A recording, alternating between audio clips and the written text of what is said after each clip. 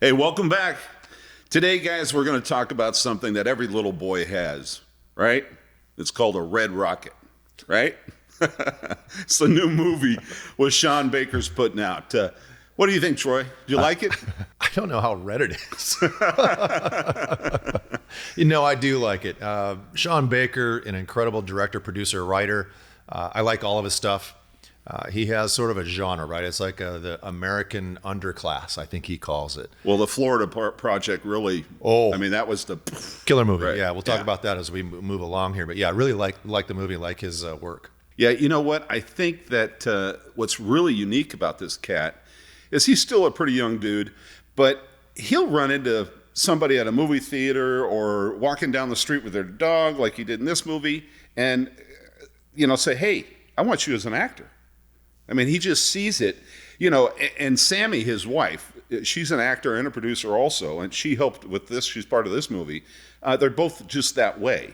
They don't really need, a lot of these guys need these huge actors to draw you to the movies. These guys are so brilliant. They don't need that. It's a whole different deal. It's funny you say that because I actually looked up who the casting director was for this film because nobody's in it. I mean, there's one guy you go, oh, I remember him, but nobody else you would recognize. But right? Who is the casting director? The director. Sean. It's Sean, exactly. Yeah. So I thought, oh man, kudos to him. I was going to give him like a 2 thumbs up and a how do you do? But man, he pulls these guys out of nowhere. These actors, they may have done a little something somewhere, but he's very resourceful when it comes to his cast. So let's talk about this. This was a project that had been in the back burner for years. And he was in Ontario when this whole COVID thing hit, working on another project for 2 years that was going to go off and was going to be, this big budget deal. And, Canada shut down completely. So he was like, let's switch gears. And the poor guy, Simon, what's Simon's first name? Rex. He had 3 days to get to Texas to start shooting. And they rented him a car because if he would have taken the plane, he would have had to quarantine for 7 days. Yeah. Did you also hear that he didn't even tell his agent that he was shooting the film? He didn't even read the script. And after he read the script, when he got to Texas, he went, wait a minute, whoa. Yeah. They had 1 day of rehearsal. Well, you know what the budget was, right? $1 million. That's it. A $1 million budget. We did a review on Don't Look Up recently and looked at on his channel. Check out our channel and look for that review, but it was a lot of fun. But that was, not a high budget either at what, 35 million? Something like that? Well, no, it was high budget. They said it was 75 million, but they paid Leonardo 35 million and they paid Jennifer 25 or whatever. And to that point, right, you've got Don't Look Up has a celebrity cast from top to bottom. I mean, ridiculous. This does not. You only have $1 million budget. So you either go out and you can't hire. You don't have the budget to hire Leonardo DiCaprio for this kind of a thing. So you have to go a little bit down. But I think that is smart because twofold is that kind of a cast in this kind of a America underclass film makes the film.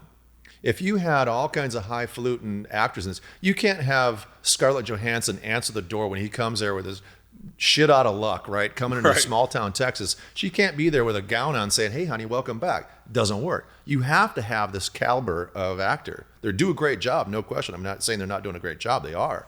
But you can't have these big names in this kind of a film. Brie Elrod played Mikey's wife, Lexi, in this thing. And how she got the part, she went to NYU with Sean's wife, Sammy. Didn't know that. Yeah, they went to NYU together, and when they read the script, Sean's wife goes, oh, we need Brie for this. And Brie was in New York filming a Broadway show that got shut down because of COVID, so it was absolutely perfect for her. But a couple of the other characters in this, her mother, Lil, okay? Yeah. She was actually just from Texas, from that city, and they ran into her somewhere and just said, hey, oh my God, you'd be great for this part. The girl that plays the drug dealer's daughter, right? She was walking her dog one day, and this blue car pulls up, and she's like, who's these weird dudes in this blue car? And it was Sean and the other producer, and they said, hey, we'd love to put your dog in our movie. And she's like, what a bunch of creepy guys. But yeah. Sophie. And then she ended up being in the movie. Sophie was the name of the dog. Yeah. I think that's her dog. And I tell you what, there's a unique part about a lot of the scenes where Sophie's a part of those scenes. And it's just that little dog walk. Sophie's actually an honorable mention in this movie. Oh yeah, she plays June. She's I mean, you don't know if she's a transvestite or if she's just like a Bull Dyke type, but just this tough thing. But then you know why they got her, because she actually worked at one of the refineries and had just been laid off a few weeks before she got this part. Yeah, and this takes place in what they call as Texas City, Texas, right? Yeah. A refinery town. Refinery belt. Not a lot going on there. But you're talking about characters, Ham. Let's talk about Mikey Saber, right? He's our lead character. Simon Rex is the actor. Everybody knows one of him. I think in your life, if you've been around long enough, everybody knows a Mikey Saber. They're the narcissistic, sociopathic guys that kind of float through life, but it's either because of their looks or because they're so damn charming, they get away with it. And everybody knows somebody like that. They always crash. But you know what? Again, because of this setting, right, you kind of root for him, right? Okay, he's got some redeeming values, but you always hope he catches a break, but he doesn't pretty much. No, but you know what? I get that, and I like the guy, but then I don't like him because, I mean, he's, like 40 years old, banging this 17-year-old. I mean, the guy's a predator, dude. Well, I mean, that's probably the biggest part of this movie where it got lambasted by a lot of people, and that is because, in this hashtag Me Too movement with this Jeffrey fucking Epstein character, right? Right. You would think it wouldn't even come up in films anymore, but it's a pretty prominent part about this film where he waited till she was 18, but that's not my point. Yeah, it's pretty raw, that relationship. Yeah, but 17's legal in Texas. Oh, what isn't legal in Texas? Your baby mama, junior sister, brothers are legal in Texas. That's legal. See, right in now Texas is when we too. need a Brandy. Brandy's unfortunately she's working right now. We couldn't grab her today, but she knows Texas. Brandy's shooting another show today. Yes, she is. I got to tell you guys something. This movie it's just so brilliant, and it's a huge pet project for Sean. And the guy, I mean, they put their heart and soul into this. And I think that you have these actors that haven't done a lot of big screen stuff. That's what makes the whole thing. Because you kind of fall in love with everybody. It's one of those things where you can relate to these people. Like you said, you can relate to Mikey. Yeah. No, so Mikey, I don't relate to him, but we all know somebody like him. I do, because right? I wanted to be a porn star at one time or another. How in the hell are you going to do that? Like I said, it didn't work out too well. Okay? Oh, speaking of that, just a little aside on the porn. Do you know that Simon Rex, what he did before he became popular and as an actor? I don't. He did some masturbation videos for gay porn. Well, So there you have it. That's interesting. I knew he did some horror stuff. Yeah. But that's interesting. But it's kind of getting back to the characters we're talking about. You can't really have these high caliber actors doing that stuff. The only time, not the only time, but an example of when that happened was, do you remember Charlize Theron in Monster? Yes. Oh my God, did she transform into like the, down there? That she got away with that. But by and large, what Baker's been able to do with his cast in these movies is it makes the movie. It's incredible. Well, I think there's been a lot of actors that can pull this stuff off. The World According to Garp. I mean, there's been a lot of different movies where the actors, Robin Williams has played the bum in the park. I mean, it's true. It happens. But I think this just touches the heart and soul of, Middletown America. And it was interesting to me how cool Sean is. Sean, the drug dealer, what was her name? Lorena? I don't remember. A black lady, probably in her 40s, and she had been in a few other movies, and he'd really liked her acting. And he went all the way to New Orleans. Judy Hill is her real name. Okay. But he went all the way to New Orleans. She goes, I can't believe this white producer came into the hood for me. It was pretty funny. I saw her in an interview. Really sweet lady. But she did a great job. She did. And like June is her roommate. No, that's her enforcer. daughter. But it's in her enforcer. Yes. Right? Yes. Yeah. That's the bowl. Yeah, That's what yeah. I'm talking about. Yeah, yeah. She's the one that breaks the bones. But every one of these guys, it's so cool to me that you can, I mean, hey guys, you out there want to be actors, anybody can be an actor. I mean, you see what these people did. You got refinery workers, dog walkers, it's the girl that played his love interest, the 17-year-old, who she wanted to be called Strawberry, that worked at the donut shop. Susanna Sun. Yeah. She was in LA for 9 days, and she went to a movie premiere, and Sean and his wife Sammy saw her like from 30 feet away. They walked up to her, they go, we got to have your number. This is who we are, what we are. I mean, that'd be kind of creepy, but they walked right up to her and gave her their numbers, exchanged numbers. 3 years later, they called her for this film. Yeah. She said she'd been waiting for that call for 3 years, but how cool is that? And she's a little exotic, Yeah, off she's camera, freckly. she's a little exotic, on her own. You know what? She actually recorded. She sings. She recorded a version of "Bye Bye Bye," which is the NSYNC song, which they finally got the rights to do in this movie. It took all 5 members to say, "Okay, you can use it." Right. But that was like I'm not giving anything away. That's the soundtrack of the movie. But she actually recorded a version of it for the soundtrack of the movie. You will never listen to that song again and not think of this movie. That's true. Okay, good point. Because the opening thing is that. Yeah. Yeah. And I'll start with a little bit. I mean, you guys, the bus pulls up. Mikey gets off. He's been a porn star for 17 years. He looks beat up. He's wearing a wife beater. You just know, but the minute he got off that bus, this boy has gone through war. And his pecker really doesn't work anymore either. Yeah, that's his wife. It was that one line in the movie. "Oh, sweetheart, it's like we're married again." She goes, "You dumbass, we're still married." We are still married. Yeah. But I got to tell you, I think that it's already okay. It's already been winning awards all over the place. Cannes, it just smashed it. New York smashed it. So it is all getting noticed by everybody. Yeah, and it also Rex got the Breakout Performance Award for our own Newport Beach Film Festival right here in Newport. And Hammer and I have been active with the Newport Beach Film Festival for years in different capacities. So Absolutely. Really nice to see our own. And by the way, if you like films and you happen to be in Orange County, you want to travel here annually, our Newport Beach Film Festival is several days. They showcase hundreds of movies, from features to documentaries, sports, student films, shorts, all that kind of stuff. It's really, really a great experience.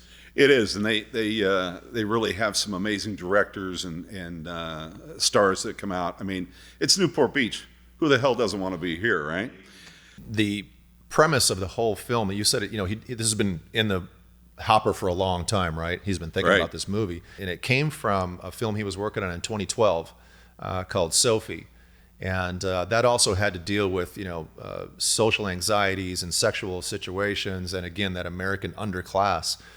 And he gave a term called suitcase pimps because he was working with real life pimps and porn stars, and he always called the suitcase pimps the ones the male actors who always kind of put down the female actresses in the porn industry because they kind of had a hand on, it's like they kind of put them down. But that's where the original thought came years ago, and then he kind of put it all together, which is now an incredible movie. It was interesting about Mikey in this movie. You kind of got to like him, but then he's there to help Lexi.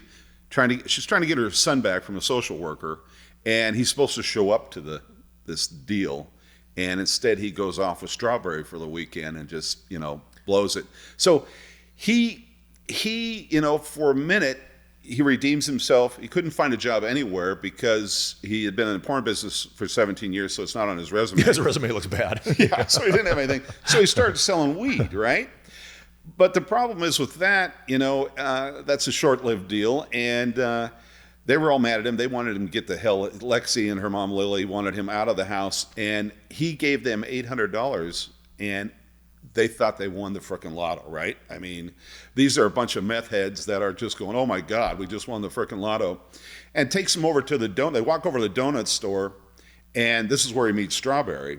And the only reason he's hooking up with this girl, you got to remember, he's a loser ex-porn star. 100 times over. And he's, doesn't show up for his wife for the her kid, all that stuff.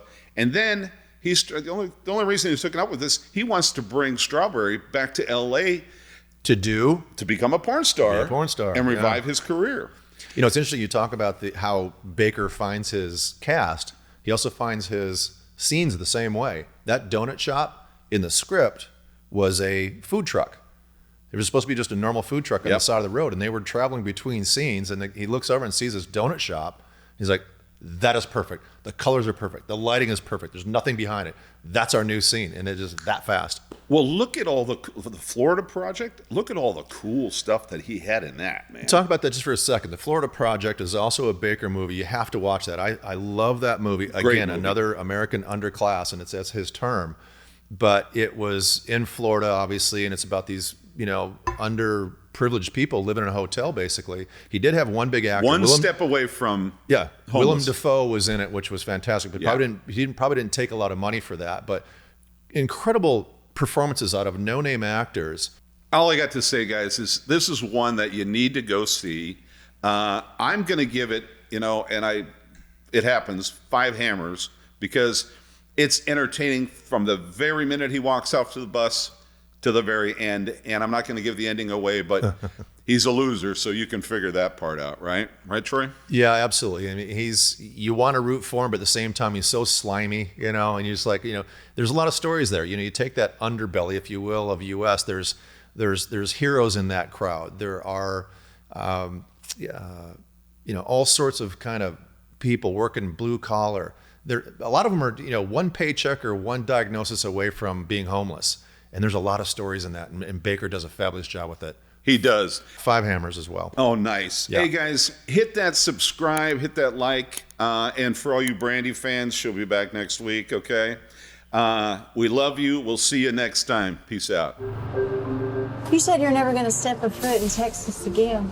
I know, this is unexpected. Oh, nothing with you is unexpected. Your last job is over 17 years ago. That's quite a gap. Well, I've worked almost every day for the last 17 years. I moved back in with my wife last week. No, I'm calling the cops. 4, 9, Really? 8. We decided to make a run of it. I just need a place to crash for a couple of days. What's the big deal? Mikey, go fuck yourself. All right, look, I'm gonna be straight with you. I'm an adult film actor. Excuse me? So why are you back, Mr. Hollywood? Mikey, welcome back, dude.